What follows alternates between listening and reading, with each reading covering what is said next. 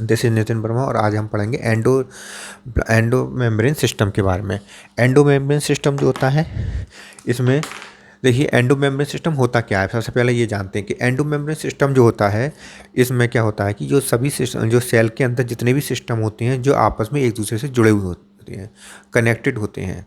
केवल वह सिस्टम जो सेल के भीतर आपस में एक दूसरे से कनेक्टेड होते हैं, वही केवल एंडो मेम्ब्रेन सिस्टम कहलाते हैं। जैसे कि न्यूक्लियस है, न्यूक्लियस के चारों तरफ जो मेम्ब्रेन होती है, न्यूक्लियोलेमा, वो कनेक्टेड होती है एंडोप्लाज्म रेटिकुलम से। एंडोप्लाज्म रेटिकुलम जो होता है वो कनेक्टेड होता है गोल्जी बॉडी से। गोल्जी बॉडी जो कनेक्टेड होता है लाइसोसोम से। ठीक है, तो इस प्रकार एक दूसरे से जो कनेक्टेड सिस्टम है, वही उन सबको मिलाकर हम कहते हैं एंडो मेम्ब्रेन सिस्टम। अब देखते हैं कि एंडो मेम्ब्रेन सिस्टम होते कौन कौन से हैं। एक होता है वैक्यूल, एंडोप्लाज्म रेटिकुलम होता है, गोल्जी बॉडी होता है, लाइसोसोम होता है, न्यूक्लियोलेमा होता है। ये सारे कहलाते हैं एंडो मेम्ब्रेन सिस्टम, क्योंकि ये एक दूसरे से अटैच होते हैं, जुड़े हुए होते हैं। इसे हम याद कर सकते हैं वोगल से।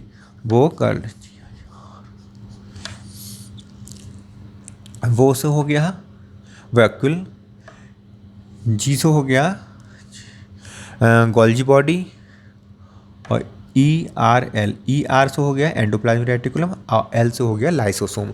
इसके अलावा ये तो है एनसीईआरटी के, और बाकी जो न्यूक्लियोलेमा है, ये भी माना जाता है कि ये भी एंडोमेम्ब्रेन सिस्टम का ही पार्ट है।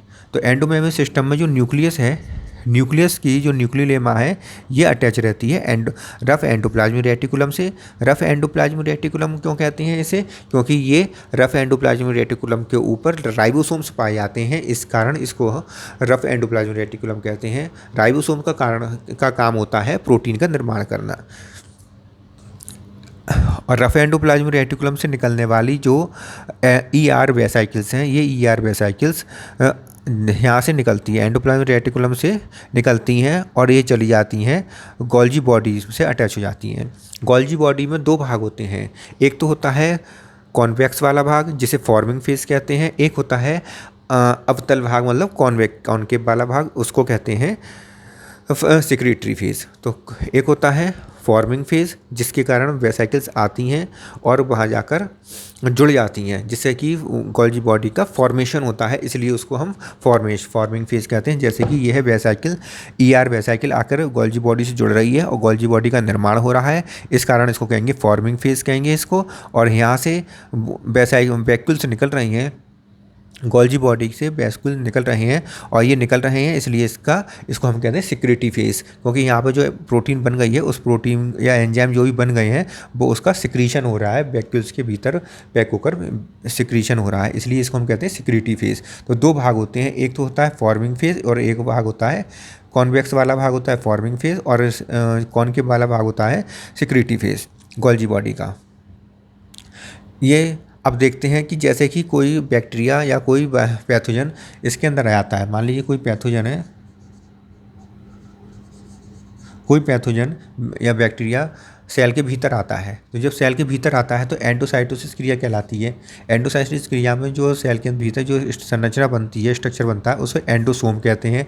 ये एंडोसोम में पैक होकर बाहर से पैथोजन आता है। ये पैथोजन जब भीतर की तरफ आ जाता है, तब ये एंडोसोम प्लाज्मा मेम्ब्रेन से डिटैच हो जाती है, अलग हो जाती है, तब इसको हम कहते हैं फैगोसोम। तब ये कहलाती है फैगोसोम। जब तक ये प्लाज्मा मेम्ब्रेन से अटैच रहती है, तब तक इसे एंडोसोम कहते हैं। जब ये प्लाज्मा मेम्ब्रेन से अलग हो जाती है, तब इसको हम बैक्टीरिया वाला या फिर जो पैथोजन वाला जो पोर्शन है, जो वेसाइकिल है, वो अलग हो जाती है, तब इसे हम फैगोसोम कहते हैं। ठीक है, जैसे ही कोई फैगोसोम या पैथोजन सेल के भीतर आता है, सेल को सिग्नल मिल जाता है कि सेल के अंदर पैथोजन आ चुका है, उसको मारने के लिए प्रोटीन की आवश्यकता है। तो उसके लिए DNA से जो जीन उसके खिलाफ जो प्रोटीन बना सकते हैं, जो जीन होते हैं DNA में, वो DNA एक्टिव हो जाते हैं, उनसे mRNA का निर्माण होता है। ये mRNA एंडोप्लाज्म रेटिकुलम के अंदर जाकर जो राइबोसोम है उनके पास जाते हैं और वहाँ से प्रोटीन का निर्माण करते हैं। राइबोसोम का काम होता है प्रोटीन का निर्माण करना। ये प्रोटीन का जब निर्माण होता है, तब ये प्रोटीन जो है कहाँ बनती है, कहाँ आ जाती है, ER वेसाइकिल्स में पैक हो जाती है, और इसके ER रफ एंडोप्लाज्मिक रेटिकुलम से अलग हो जाती है। रफ एंडोप्लाज्मिक रेटिकुलम से ER वेसाइकिल्स अलग होकर फॉर्मिंग गोल्जी बॉडी के फॉर्मिंग फेज में जाती है और वहाँ जाकर ये गोल्जी बॉडी में अटैच हो जाती है। अब यहाँ पर जो इनएक्टिव प्रोटीन जो बनी थी वो यहाँ पर गोल्जी बॉडी के फॉर्मिंग फेज में जाकर अटैच हो गई, जिससे कि अब जो प्रोटीन इनएक्टिव प्रोटीन जो है जो पूरी तरह से सही नहीं बन पाई है उसका रिफॉर्मेशन होता है किसके अंदर, गोल्जी बॉडी के अंदर। रिफॉर्मेशन गोल्जी बॉडी के अंदर होता है। जब उसकी पूरी तरह से सही से फॉर्मेशन हो जाती है तब उसको वैक्यूल्स के में पैक कर कर बाहर निकाल दिया जाता है सिक्रेटरी फेस के वाली साइड से। गोल्जी बॉडी के फॉर्मिंग फेस में ER वेसाइकिल आती हैं और सिक्रेटरी फेस से वैक्यूल्स के रूप में पैक होकर ये प्रोटीन निकल जाती है सिक्रेटरी फेस के माध्यम के साइड से। अब ये वैक्यूल्स जब निकल जाती है तब ये बन जाती हैं प्राइमरी लाइसोसोम। तब ये क्या बन जाती हैं, प्राइमरी लाइसोसोम बन जाती हैं। ये प्राइमरी लाइसोसोम जो होती हैं इनके अंदर इनएक्टिव एंजाइम पाया जाता है।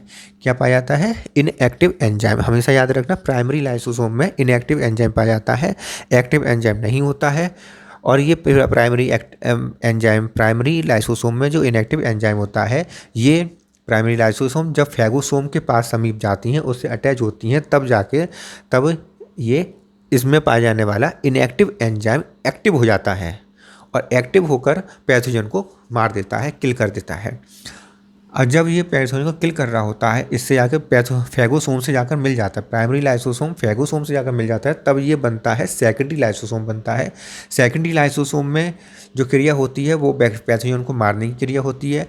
जो हाइड्रोलाइटिक एंजाइम्स होते हैं इनएक्टिव वो एक्टिव हो चुके होते हैं और पैथोजन को ख़त्म कर देते हैं। और उसके बाद जो भी आवश्यक चीज़ उसमें से होती है वो सेल को दे दी जाती है। बाकी रेजिडुअल जो बॉडी रह जाती है वो उस रेजिडुअल बॉडी सहित जो लाइसोसोम बचता है उसे हम कहते हैं रेजिडुअल लाइसोसोम या टर्सरी लाइसोसोम कहलाता है। ये रेजिडुअल लाइसोसोम या टर्सरी लाइसोसोम जो होता है प्लाज्मा मेम्ब्रेन के पास जो समीप जाता है और प्लाज्मा मेम्ब्रेन से अटैच हो जाता है। अटैच होने के बाद एक्सोसाइटोसिस विधि द्वारा सारी जितना भी रेजिडुअल बॉडी होती है पैथोजन की उसको सेल की बॉडी से बाहर निकाल देता है। तो इस क्रिया को एक्सोसाइटोसिस विधि कहते हैं।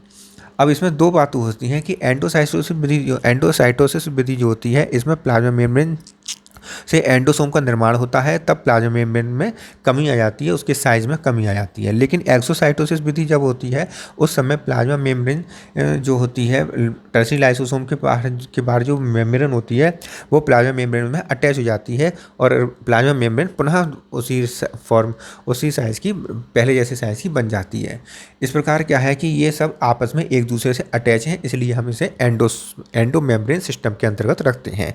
जैसे कि nucleolemma, endoplasmic reticulum, Golgi body, lysosomes, ये सब इसके अंतर्गत आती हैं। कहीं कहीं ये देखा जाता है कि कुछ वैज्ञानिक ये भी बताते हैं कि प्लाज्मा मेम्ब्रेन भी इसी से एंडो मेम्ब्रेन सिस्टम से ही अटैच होती है, इसलिए टर्सरी लाइसोसोम से आकर बनती है। इस कारण से एंडो मेम्ब्रेन सिस्टम का पार्ट भी कहा जाता है।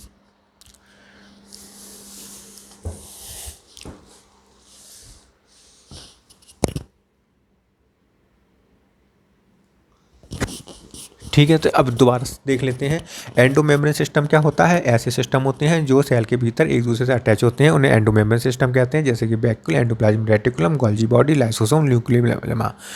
न्यूक्लियस का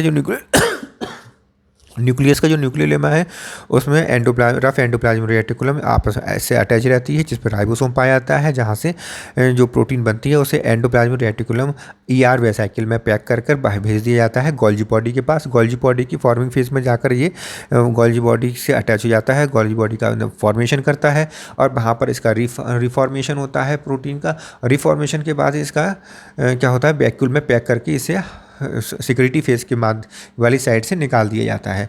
अब ये बन जाता है प्राइमरी लाइसोसोम, क्योंकि इसमें एंजाइम्स जो बने होते हैं बैक्टीरिया को मारने के लिए वो हाइड्रोलाइटिक एंजाइम्स होते हैं, इनएक्टिव एंजाइम होते हैं। जब ये फैगोसोम से जाकर अटैच होता है, फैगोसोम क्या होता है, फैगोसोम जो होता है वो एंडोसोम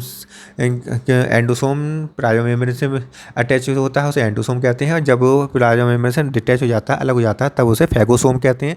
फैगोसोम से अटैच होकर प्राइमरी लाइसोसोम सेकेंडरी लाइसोसोम का निर्माण करता है। इस जिसमें इनएक्टिव एंजाइम एक्टिव हो चुके होते हैं और वे पैथोजन को ख़त्म कर देते हैं और तब बनता है टर्सरी लाइसोसोम। और टर्सरी लाइसोसोम प्लाज्मा मेम्ब्रेन से अटैच होकर एक्सोसाइटोसिस की क्रिया द्वारा पैथोजन को बाहर की तरफ निकाल देता है। पैथोजन की रेसिडुअल बॉडी को बाहर की तरफ निकाल देता है।